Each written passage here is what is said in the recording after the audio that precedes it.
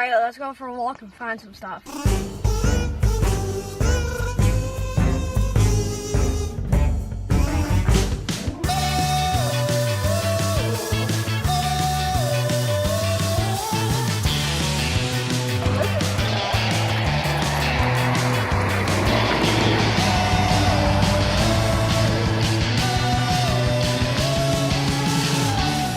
I guess it's there.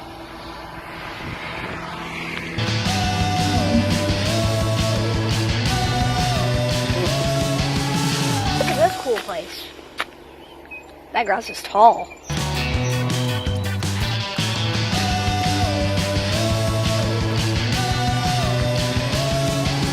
Look at all that out there.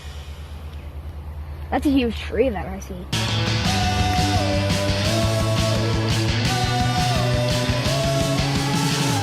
at that. It's huge.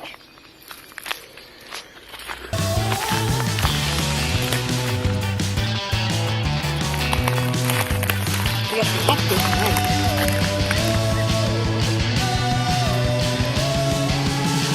Alright, that's the end of our bike trail. Thanks, guys.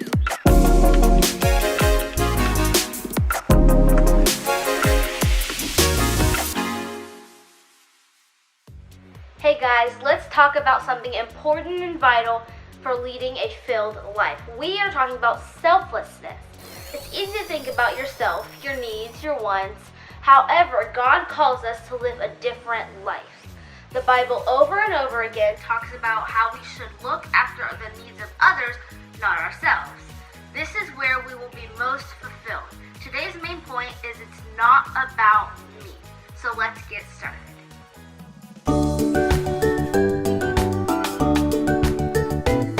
Welcome to my segment called Baking with Layla. Today we're going to be talking about a baker's dozen.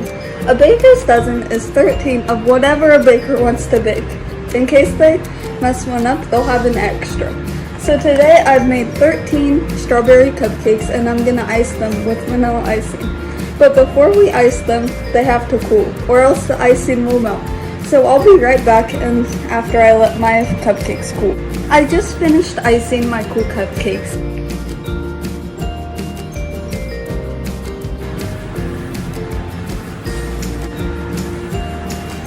I just ate all those cupcakes and my stomach hurts so bad. I guess I should have shared my cupcakes.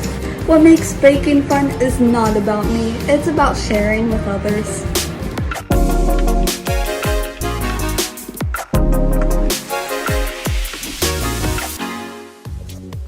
Hey kids, let's go over today's Bible verse. This week's verse is found in Philippians chapter 2. It says, "Do nothing out of self-ambition or vain conceit. Rather in humility, value others above yourself, not looking to your own interests, but each of you to the interests of others." Philippians 2, 3-4. This means to be humble and put others before yourself. Back to you, Miss Casey. Have you ever heard of a social media feed? Have you ever heard somebody older talk about what's on their feed? Now, on some kind of social media apps, you can go to someone's profile and see their feed, all the pictures, all the videos that they post. And if you look at their feed, if you scroll through their feed, you'll start to notice what they think about, what they care about, what they post about. Some people post about their dogs and their pets. Some people post about their family members.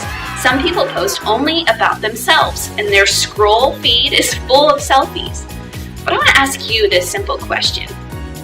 If God were to take snapshots of your life, your actions, your thoughts, your attitudes, and He were to take those snapshots and put them into pictures, and if He were to put all of those pictures on a special feed just for you, what would people see when they scrolled through? When people scrolled through your thoughts, would they see thoughts about others, or would they see thoughts about yourself? When people scrolled through your attitudes, would they see selfishness, laziness, or would they see caring for others and going the extra mile?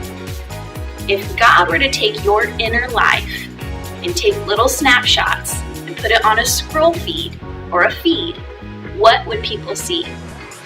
When you get in the habit of telling yourself that your feed, your life feed, is not about you, then you start to adjust your attitude and start to put your thoughts and your actions towards the benefit of others.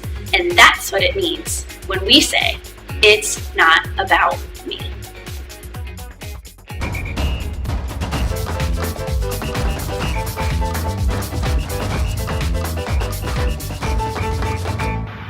Hey guys, it's Madeline, and I'm a Quest kid at FLC, and I'm here at this beautiful water fountain. And today I'm going to be doing another step-by-step dance on our main point. Our main point is, it's not about me. So it's a short and sweet one, so I'm just going to go through it all, and then I'll do it again. So it's going to go, it's not about me. You know, let's try it again, but a little quicker. So we're going to nod our head. It's going to go, it's. Then we're going to put like an X, not, and circle around, about me. Let's try one more time. It's not about me. Now let's try with the music.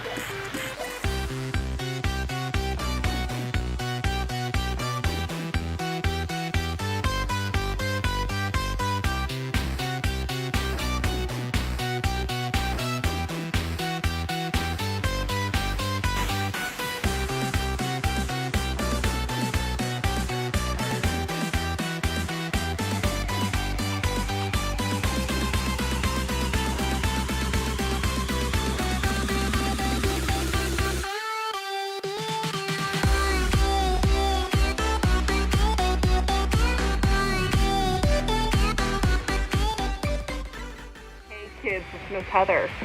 I wanted you guys to put into practice this week the mentality of it's not about me.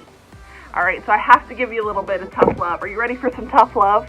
Okay, here it is. Sometimes we as humans, we can think very selfish, okay? And we aren't even thinking that we are being selfish, right? For example, you could be thinking about things that you might be doing in the church, things that you might be doing at school, and you automatically think, oh, I don't want to do that. I want to lay on the couch. I want to be lazy. I want to enjoy my summer. Well, guess what? It's not about you. It's not about me. You know who it's about. It's about serving our God, isn't it? So, this is what I want you to do. I want you to put it into practice this week and change your mentality of, it's not about me.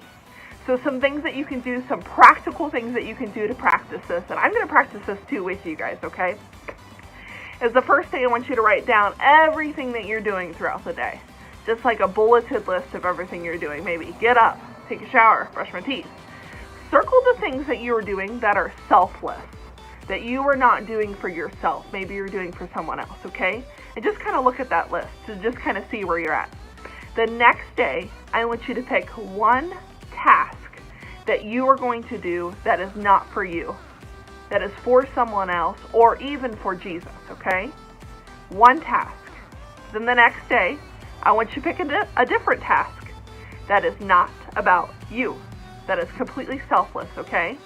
Continue to practice that daily, and I promise you, you're going to change your mentality and realize that it's not about me.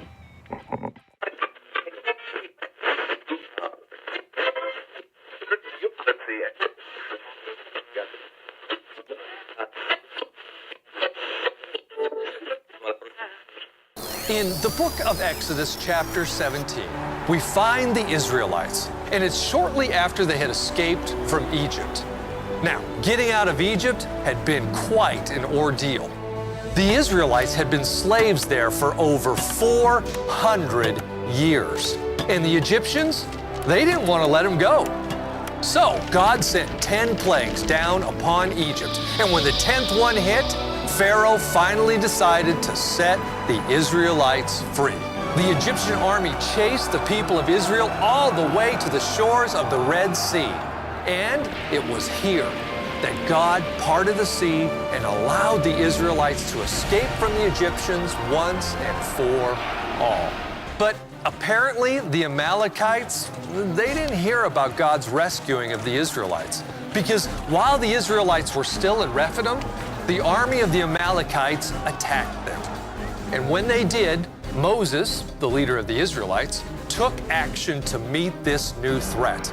He commanded Joshua, one of his most trusted leaders, by saying, "Choose some men to go out and fight the army of Amalek for us. Tomorrow I will stand at the top of the hill, holding the staff of God in my hand." And Joshua did as Moses commanded. The next day, the Israelites went out and faced the Amalekites, and Moses took his spot up on top of the hill, and he was holding the staff of God in his hand. Now, whenever Moses held up the staff, the Israelites would begin to win the battle. However, if Moses lowered the staff, then the Israelites would begin to lose the battle. He physically couldn't hold the staff in the air too long.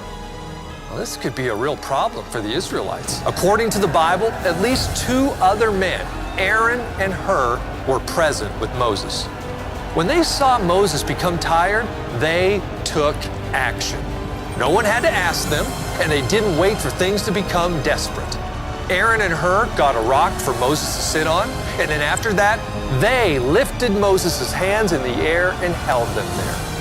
They did this until sunset, by which time the army of Israel had defeated the Amalekites.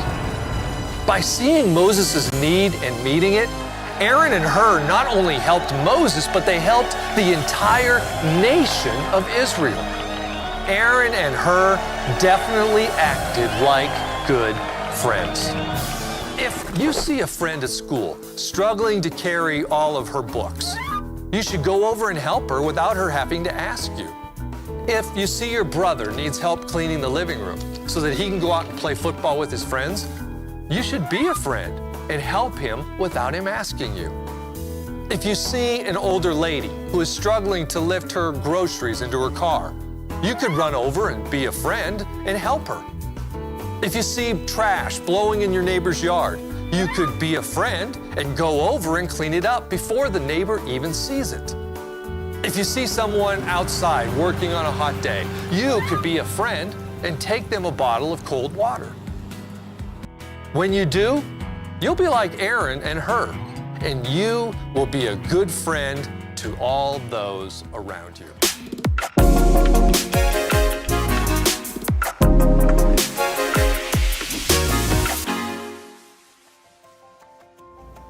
Last but not least, we're going to do the salvation prayer, and this just means that you're going to invite Jesus into your heart. If you want to do this, just repeat after me. Jesus, I believe in you. I believe you've died for my sins. I believe the Spirit of God has raised you from the grave, and you are alive today. Now I'm asking you to forgive me of my sins and be my leader in life. Amen. If you prayed that prayer, just let us know, and I hope to see you all next week. Bye!